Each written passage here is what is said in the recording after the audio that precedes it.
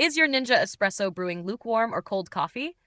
If the shot isn't hot or cools off way too fast, here's what usually causes it and how to fix it. Step 1.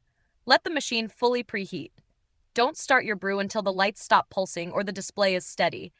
Brewing too early will result in lower water temps and weak coffee. Step 2. Preheat your cup.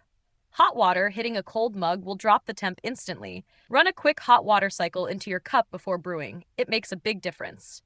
Step 3. Descale the machine if it's been over a month. Mineral buildup inside the heating element can reduce water temperature. If your drinks are gradually getting cooler, it's time for a cleaning cycle. Step 4. Don't brew in specialty mode expecting a full cup.